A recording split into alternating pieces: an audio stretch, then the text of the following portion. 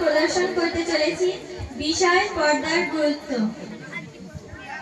আসসালামু আলাইকুম বোন ফারিন, তুমি ভালো আছো? ওয়ালাইকুম আসসালাম বোন আফরিন, আমি ভালো আছি।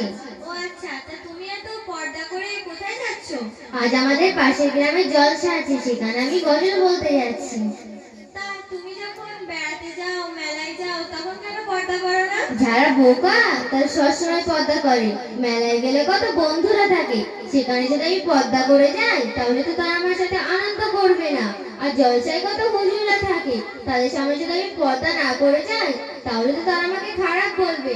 আস্তাগফিরুল্লাহ বোন, তুমি ভুল বলছো। এটা তোমার জন্য মোটেও ঠিক নয়, কোনো মুসলমান ব্যক্তির জন্যও ঠিক নয়। এটা মহা বিপদগামী বুদ্ধি। কেন ঠিক নয়? আমার দরকার সবার কাছে যেন আমার দাম থাকে, তাছাড়া এখন আনন্দ ফুর্তি করার সময়। বোন, তুমি ভুল বলছো। কারণ মহান আল্লাহ তাআলা আলিমুল গায়ব, তিনি তোমার অন্তরের সব খবর জানতে পারেন। আর তুমি মহান আল্লাহ তাআলাকে খুশি না করে মানুষের কাছে নাম করার জন্য পাপের কাজে এগোচ্ছ। তাছাড়া রাসূল সাল্লাল্লাহু আলাইহি ওয়াসাল্লাম প্রত্যেক নারীকে পর্দার নির্দেশ দিয়েছেন। আমি পর্দা করবো না বলিনি তো, আমি বুড়ি হয়ে গেলে পর্দা করবো। তাছাড়া আমি যখন নামাজ পড়ি তখন পর্দা করি, আমি যখন কোরআন তেলাওয়াত করি তখন পর্দা করি। এর থেকে আমি আর পারবো না। কত মেয়েরা মোটেও পর্দা করে না, তাদের থেকে আমি অনেক ভালো। বোন, তুমি ভুল বলছো। কারণ মহান আল্লাহ তাআলা প্রত্যেক নারীকে পর্দার মধ্যে থাকতে বলেছেন। তিনি কুরআনুল কারীমের মধ্যে বলেছেন, হে নারী, তোমরা জাহিলি যুগের নারীদের মতো বেপরদায় চলাফেরা করো না এবং তোমরা ঘরে অবস্থান করো। এই তুমি এত গান কোথা থেকে শিখেছো? হ্যাঁ, আমি আমাদের গ্রাম অর্থাৎ বড়গোবরা বানাতরিপাড়া মক্তব থেকে শিখেছি। সেখানে আমাদের হুজুর আমাদের সকল বিষয়ে জ্ঞান অর্জন করান। তুমিও চলো আমাদের সাথে, তুমিও অনেক এলেম জ্ঞান জানতে পারবে।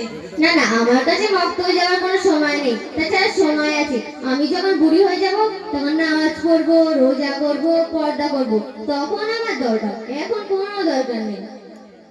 তুমি বললে তুমি বুড়ি হয়ে গেলে পর্দা করবে, কিন্তু মহান আল্লাহ তাআলা যৌবনের ইবাদতকেই বেশি পছন্দ করেন। তাই তিনি যৌবনের হিসাবটাই বেশি নেবেন। তাছাড়া রাসূল সাল্লাল্লাহু আলাইহি ওয়াসাল্লাম বলেছেন, তুমি যেটুকু এলেম জ্ঞান শিখেছো তা অপরের মধ্যে ছড়িয়ে দাও, কারণ তুমি একা ভালো হয়ে জান্নাতে যেতে পারবে না। আচ্ছা, তুমি কি বলতে চাইছো? আমি আমার কোনো দরকার ছাড়া বাইরে যেতে পারবো না? আমি বেপরদা হয়ে চলাফেরা করতে পারবো না? আমি সব কিছু পারবো। বোন, তোমাকে তাহলে একটা কথা বলি, শোনো।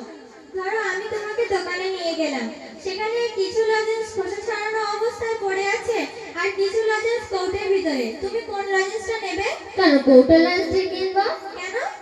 কৌটো যে লাঞ্চটা আছে সেটা খুব সুন্দর, আর বাইরে যে খোসা ছাড়ানো লাঞ্চ আছে তাতে ধুলো আবর্জনা লেগে আছে, আমার মাসি বসে। আর কৌটো লাঞ্চটা অনেক দামি বলে মনে হয়। কৌটো লাঞ্চটা আমি অনেক দিন ধরে ব্যবহার করতে পারবো। বোন, এবার তুমি বুঝতে পারলে লজেন্সের মতো তোমার জীবনটাও কেমন হয়ে যাবে। কৌটো যেমন লজেন্সকে দেয় নিরাপত্তা, তেমনি বোরখা তোমাকে দেবে নিরাপত্তা, সৌন্দর্য ও সম্মান। বোন, আজকালকার মা বোনরাও কি এগুলো জানে না? হ্যাঁ, তাদের মধ্যে অনেকেই এগুলো জানে, কিন্তু তারা জেনে শুনেও পর্দা করে না। তারা জানে যে তারা যদি বেপর্দা হয়ে চলাফেরা করে, খারাপ কাজ করে, তাহলে তারা চারজন পুরুষকে জাহান্নামে নিয়ে যাবে।